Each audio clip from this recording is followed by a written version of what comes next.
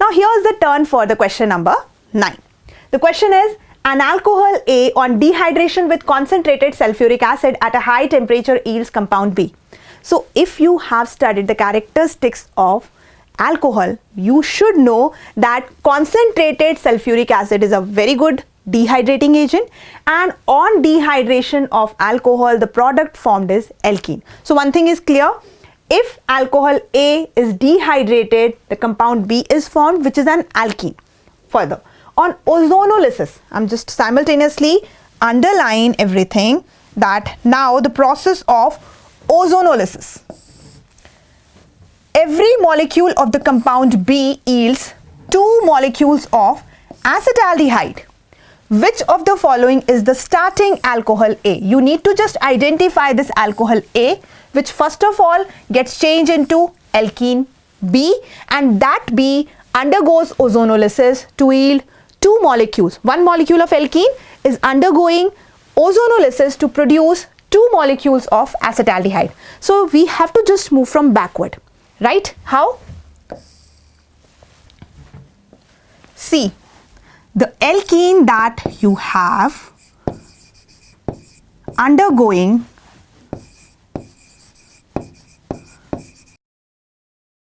ozonolysis. The process is that taking place is ozonolysis, and what is happening here? Here is the formation of 2 molecules of acetaldehyde. What's the formula? Acetaldehyde is CH3CHO.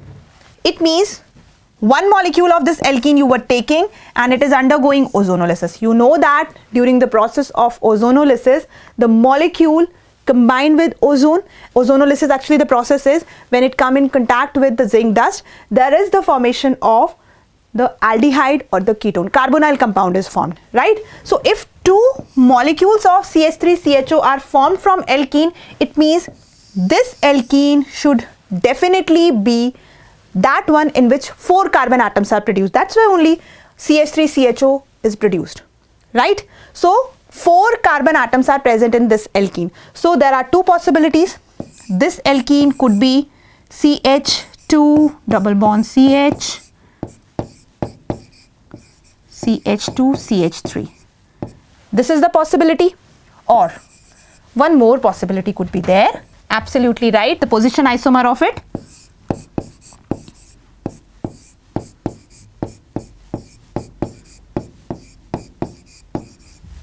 This could be right.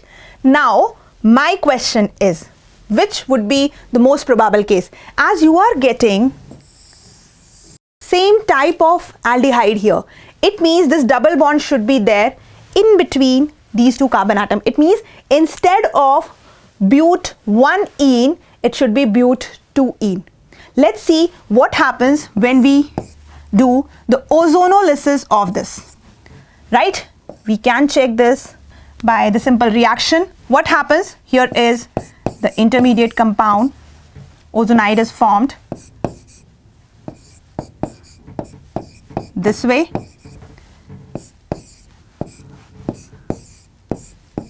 Right? And there would be the cleavage here. If you are treating it with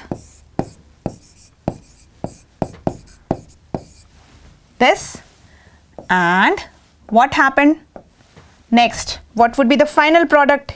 Yes, you're absolutely right. CH3CHO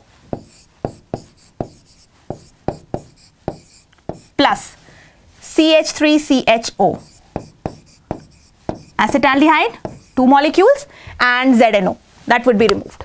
Done. So basically the final products we are getting same. Alkene B we have obtained. Now you need to just look at which alcohol would be dehydrated to obtain this alkene, right? So let me just guess it. I mean, it's not, we cannot say this is guessing. CH3 CH double bond O double bond CH CH3. This is but2-ene. Done. Now using hot and concentrated sulfuric acid, and you know the temperature that we take here is high, right? And now if this alkene we want, we need some alcohol in which the OH group should be here, because we know that this process of dehydration is a kind of beta elimination, right? So what is happening here, I'm just writing here CH3CH OH CH2 CH3. So how the water molecule is removed? OH from here and one of the hydrogen from adjacent position, right? So this way minus H2O occurs and this is formed. So this was the alcohol. What's the name of this? Butane 2-ol, right? Butanol it is, where OH group is at the second carbon. Done. And if it is the case, then definitely easy to choose the correct answer. Have a look on the given options. Yes, definitely option B is the correct, 2-butanol. The name 2-butanol can also be given to butane 2-ol. So the answer for this particular question becomes option B. I hope it is clear. Okay, the turn is there to move towards the next question. Now turn is there for the question number 10. In an experiment with 100 ml 0.1 molar solution of copper chloride, by mistake, 5 grams of a mixture containing equal weights of tin, silver, lead and calcium was added. Finally, after some time, the solution gets completely decolorized. This is mainly due to.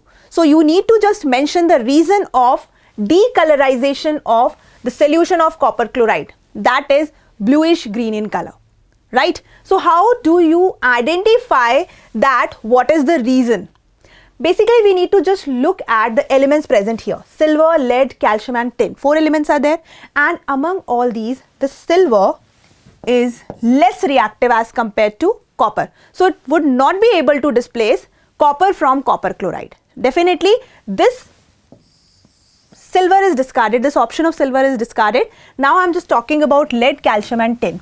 These 3 elements we have, and as per the question, 5 gram mass of these we have, the total mass of the mixture we have. And if you just find out the amount of these are equal, and we can simply say 5 by 4 gram of each of these is present there, and they are there to react with copper chloride solution. But if you just look at the reactivity series, no need to go for any calculation. You can just simply identify that calcium is most reactive one among all of these. Okay, so it is going to displace copper from copper chloride and the whole solution becomes colorless, right? What about lead and tin? Definitely these are more reactive as compared to copper, but very less reactivity they have as compared to calcium. So in that case, they will not be the reason for decolorization of the copper chloride solution. Even if you count the moles of these substances, these are very less in this case because the molar masses of lead and tin are very high. Only the calcium is the reason for the same. And if you just look at the given option, you'll find that calcium reacts with copper chloride is the correct option. And yes, I'm just going to choose this as my answer here. Answer is option B. Hope it is clear. Now let's move towards next question.